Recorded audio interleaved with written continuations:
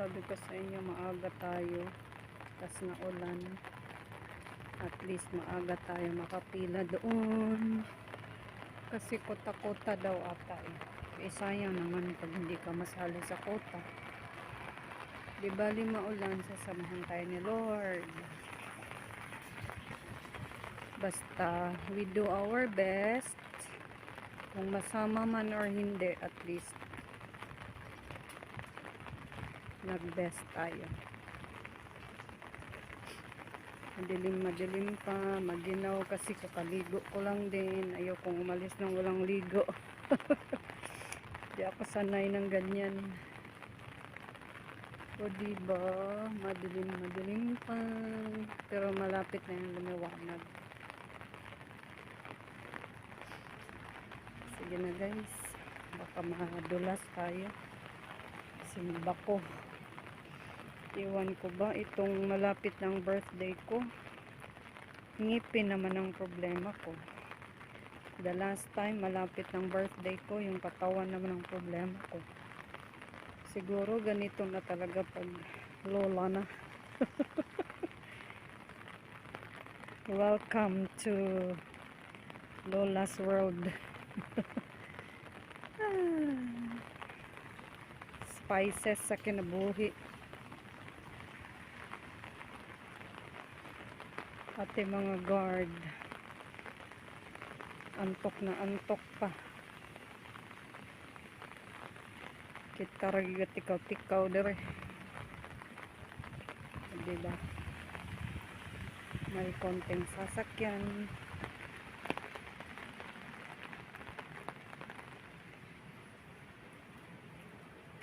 Yan, the same way din ang ating dadaanan guys.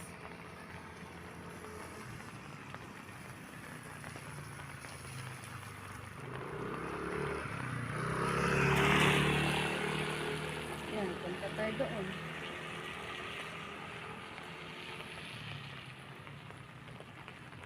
Kung ano yung nadaanan ko the last time nung tinunton natin yung barangay, yun pa din yun. Salamat! Bye-bye! Sarado pa yung shortcut natin doon sa church. Dito tayo dumaan sa ano. Yung parang waiting shed nila.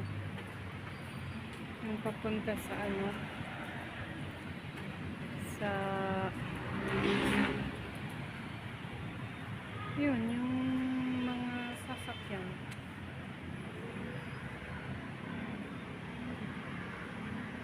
Parang terminal nila to dito eh. Papuntang Cavite yata. Yun. Ngayon, mga taxi. The last time nakita ko dito mga jeepney. Siguro kasi maaga tayo, wala pa. Kasi ito yung garage sa Panagsimba. Mga tao na may mga sasakyan. Kasi yung main road. So hindi tayo makapag-shortcut today.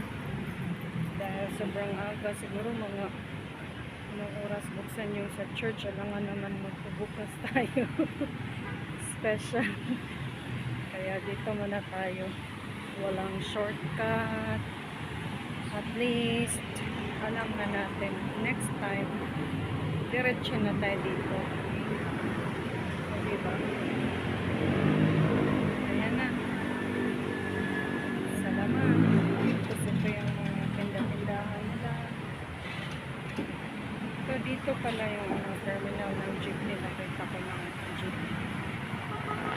Maulan pa rin guys. Dito na lang kaya tayo, no?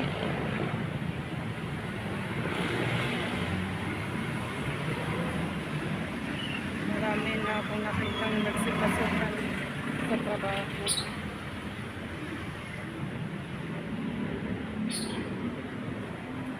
At least maglakad-lakad tayo. Maganda talaga maglakad. Dami mong makikita yun.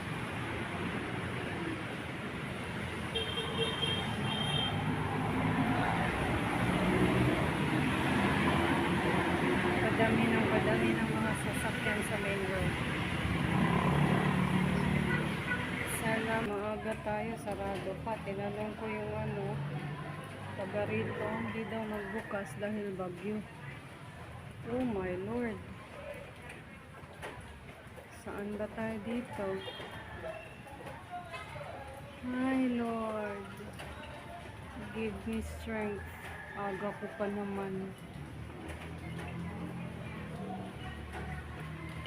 Ayan, nag-confirm tayo sa barangay guys. Meron palang memo na walang pasok buong Las Piñas. So, uwi ulit tayo.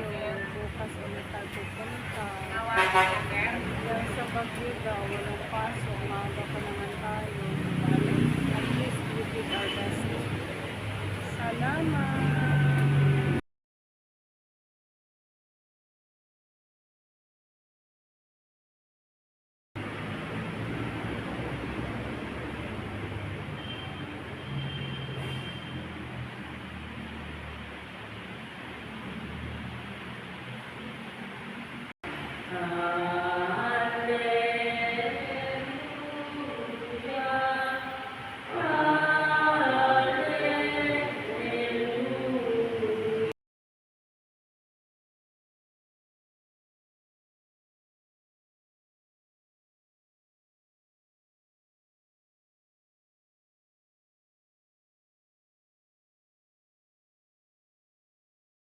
Naga tayo today guys. Ako pa yung unang patient nila.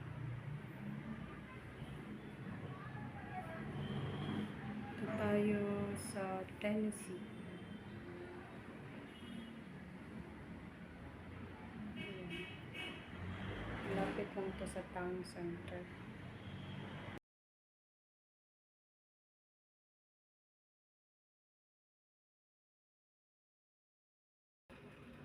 Champorado.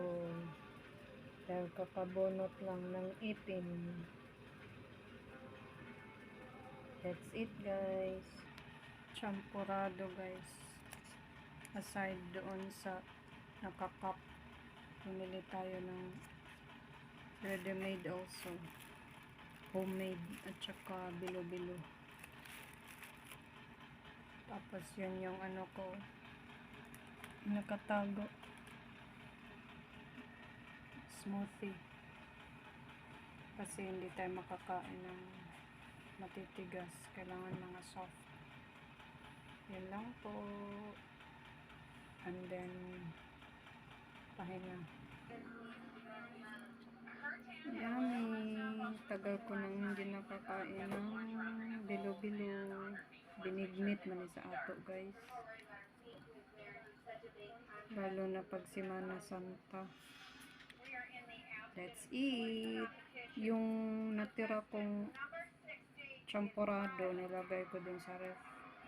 Bukas naman yun. Kasi, bawal kasi ako sa manok, itlog. Yun yung parating ulam namin dito. Tsaka bawal din patis, bagoong, ganyan. Kaya diet ang inyong lola. Ito na lang muna.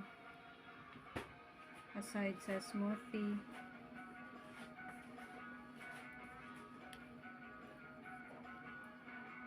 Kasi syempre may iniinom kang gamot. Nakakagutom din. Tiis-tiis. Tsaka pahinga. As per doctor. Champorado tayo. Meron pang natira sa ref. Lagyan natin ng milk.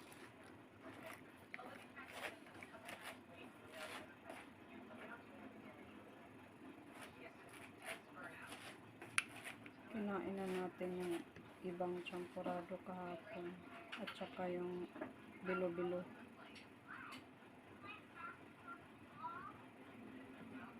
Diba? Yum, yum, yum. Aside dito, meron pa tayong natirang nakakap. May coconut milk. Diba? Meron pa tayong ube.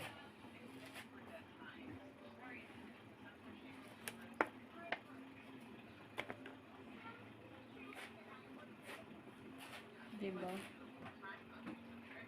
Yum, yum.